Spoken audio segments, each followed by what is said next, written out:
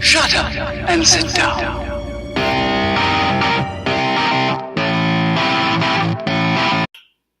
Hey guys, so this is the time that me and my friend had a very close call with a man who was a predator.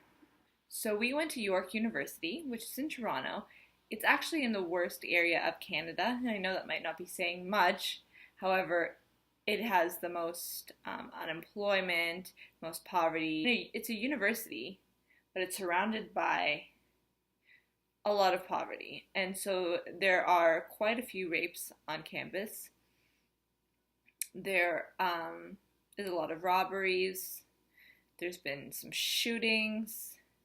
And it's obviously, well, maybe it could be some of the students, but I think the majority is not students. So the first year, I met a few friends that we ended up living right outside of the campus. So we lived on residence the first year, and then the second year we lived in the student housing that's right outside of the university. So it's a bit less safe. Like, let's say I was sitting outside with my friend later at night, someone would go into our backyard, like it was like 4 a.m. And he was like, "Does anybody have a cigarette?" He was like reeking of alcohol, like just looked like he was just in a war zone, I swear. Anyways, okay, so this was the first week that we moved in. We decided to move in early. We moved in the summer so we would have time to ourselves, living in a house. We lived in the basement apartment. It was a fairly nice place. It was already furnished. Basically, we had a common area, and then a bedroom and a bathroom, bedroom and a bathroom, bedroom and a bathroom. My room was right beside the window, which was outside. We hung out mostly in my room. My room was always a mess. Things that were ruined in my room. The landlord hated just me. So the first week we moved in, it was summer. And I thought, bad things happen, but it has to mostly be at night, right? It's a beautiful day out. So I said to my friend, she's also, I'm 5 feet, she's probably 5'1". We're both combined 200 pounds. So I said to my friend, why don't we go for a walk? So we decided to go for a walk in the area. Bad idea. We were dressed in summer clothes. We were getting a lot of cat calls, that's one thing. But it just, you were getting a look from literally every single person. Like, we obviously did not belong here to be walking on the street. So we were walking back.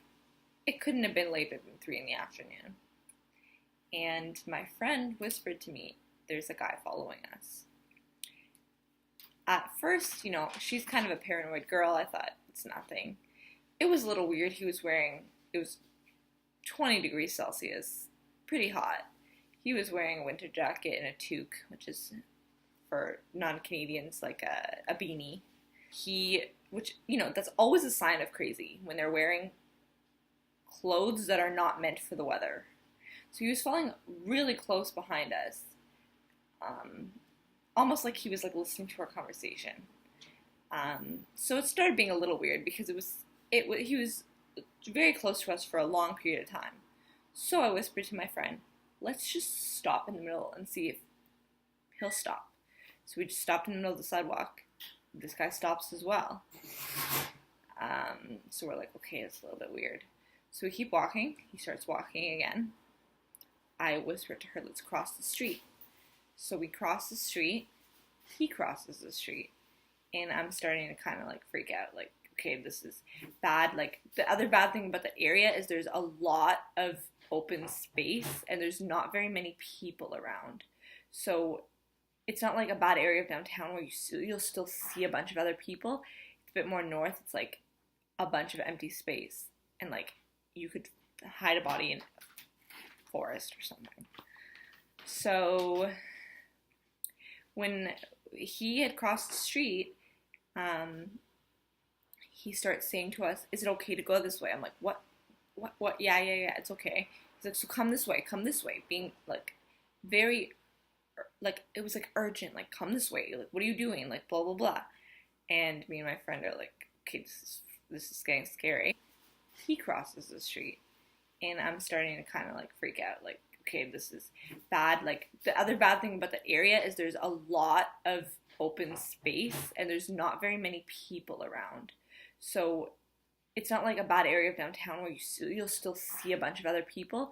It's a bit more north. It's like a bunch of empty space, and like you could hide a body in a forest or something. So when he had crossed the street,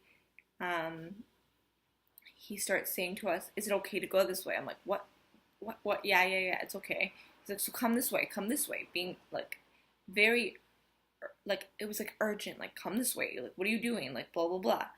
And me and my friend are like, okay, this is getting scary. Luckily, see a policeman directing traffic in the middle of the street, and he kind of sees that we're gazing at the police guy, and he's trying to get us to go that way. He's kind of like urging us, like, it's like he was about to grab us. And so I say to my friend, let's run to this policeman. So we head towards the policeman. He is even following us to the police. Like, this guy has no shame. And the police is directing traffic, and I say to him, and I say to the police by whispering, this man is following us. So the police looks at him and says, hi sir, are you bothering these ladies? As soon as I hear that, I'm like, Melissa, let's run. So we just bolted. I'm like, you know what? He's not going to get arrested or anything. We don't know. Like, he's going to be angry at us that we just told on him. We have to run back to our place. So we did. We ran. It wasn't that far. It was a few minutes from where we lived. So we told our parents because we were like, that was really weird what just happened. We had just moved in. Next day, my parents hear on the news about somebody who had been molested in one of the buildings that was really close by, that is a class that has classes there, that he molested another girl. And they are looking for the two girls that said something about this guy, because the way that they found him later on was because we had told on him and they asked for his ID at that point. So they wanted to get any information that we had. I called the police and I gave all the information that I had about what happened. They said they would keep us updated. Never did. Very nice. But anyways, it ended up that this man lived, honestly, maybe a 1-minute walk from our place.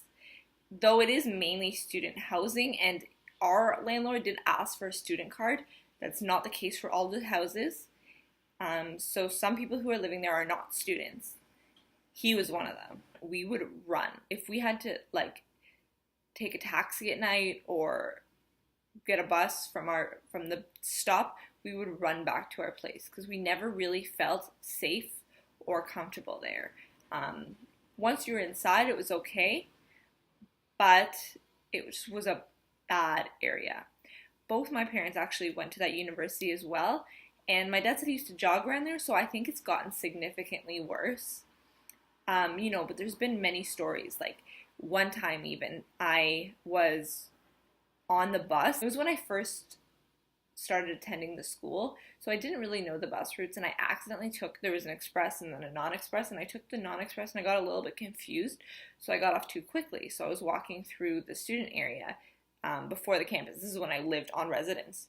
So I was trying to figure out how to get back onto campus. So I walked by this one street. I remember the name of it for some reason. The next day, I found out at about that time, there was a girl who was on webcam with her boyfriend in China, and he saw her being killed by an intruder. So he watched his own girlfriend get killed, and he was halfway across the world and could do nothing about it. And I was walking by around the time that it happened. So there was a lot of situations like that on campus. You really had to be careful. There was this service that they had that they would tell you, oh, just call this number and we'll walk you home. So I called it once. A girl came, skinnier than me, my size thinking, wow.